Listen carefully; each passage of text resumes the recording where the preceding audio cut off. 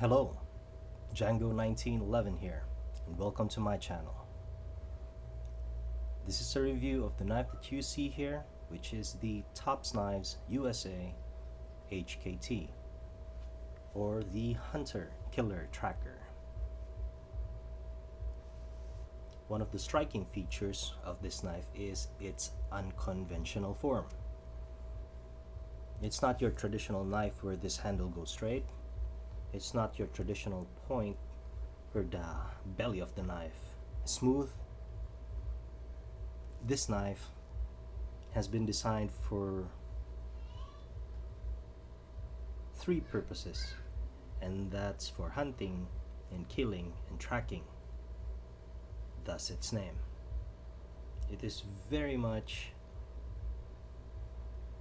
what do you call this, fine-tuned for that sort of role.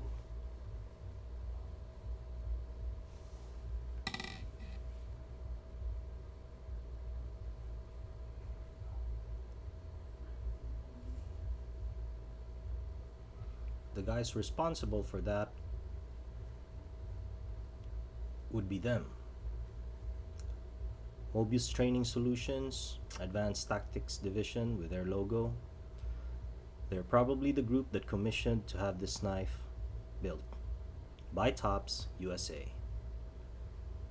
And we have it here, the Hunter Killer Tracker.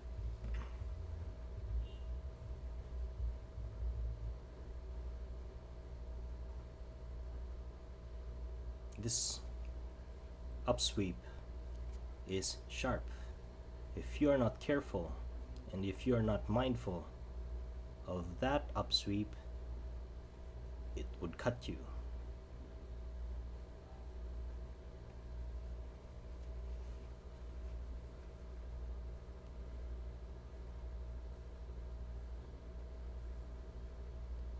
Not exactly sure, but Tops Knives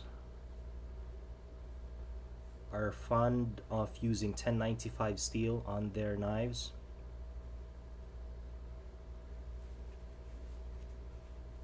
And I would say this could be 1095 steel. Just correct me if I'm wrong. Don't know much about the 1095 steel, except that it's already high enough on the numbers game as compared to its 1075, 1085. Then we have the 1095, which is supposedly to have the best qualities. I just noticed now that it looks like a Darth Vader helmet, except for the tip of the triangle. It's basically a Darth Vader helmet.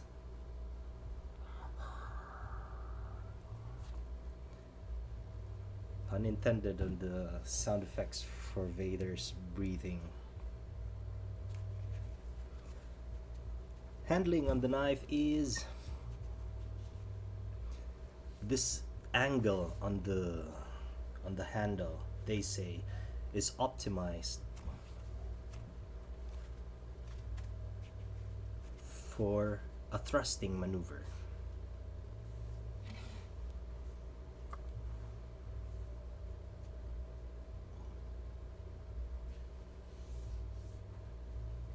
As compared to a straight angle. They say this is better for that maneuver. That is also the case why there is this robust, thick spear point on the tip. This design is less likely to break than your typical pointed knife shape.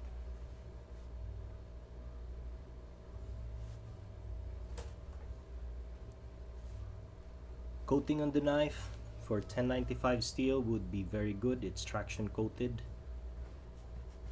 It won't peel off anytime, or it won't wear off anytime soon. It's got that feeling. It's just attached to this blade very nicely. Full tang blade means the material goes up to the tip of the handle.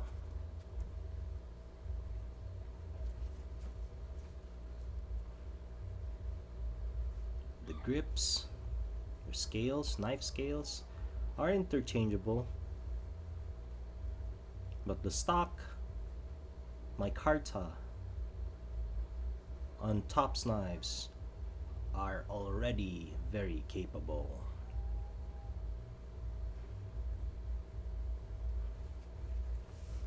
You can just leave it alone and use it, and it won't be bothering you at all.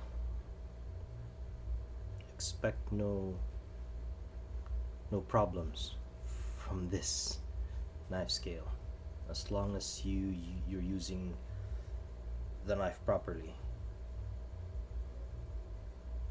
and not using it as a hammer.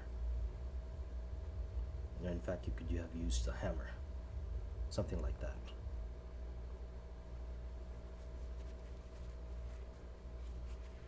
Reverse blade grip, very snug and secure. Go straight in, pull back, go straight in, pull back, and that edge is there to meet you.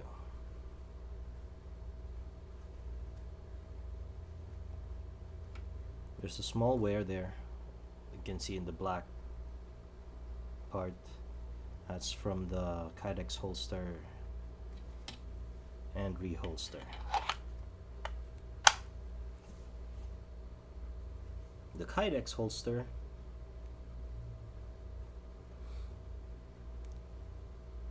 is of good quality. Retention, very good. No wiggle, no nothing. It won't be going anywhere. Pull it out straight, it's kind of hard. See? Trying to pull it. Just push it off with your thumb. Initial, you're already out of the lock, you just pull it. Reholster, snug, tight, click.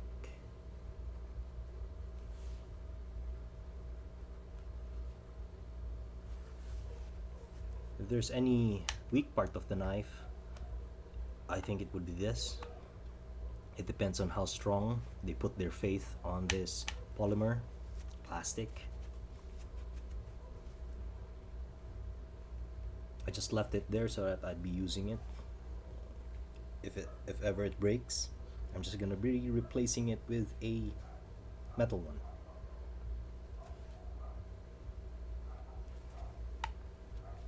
Push off with your thumb, draw it out of the holster, reholster with a click.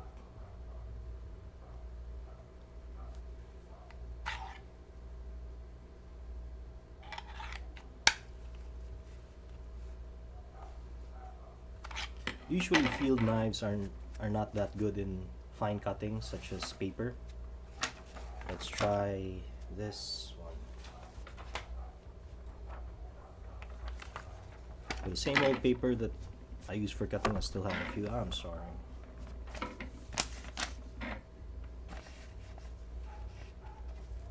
HKT, trying to cut some paper. Yeah, like I said, field knives has a different kind of sharpness to it.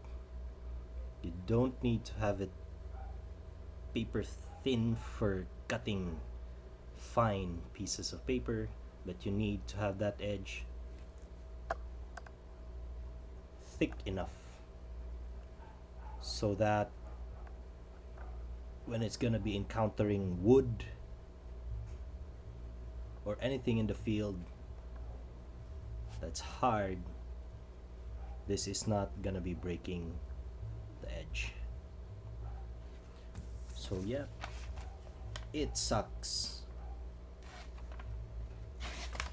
at cutting paper, as I expected.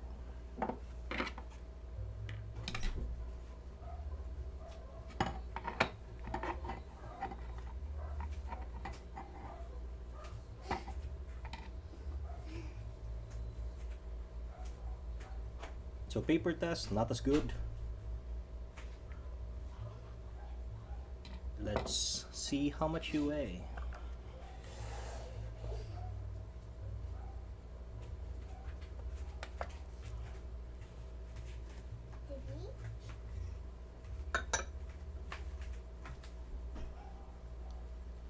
Knives, Fox, what's this? Sorry. Tops knives, HKT, coming in at 7.1 ounces.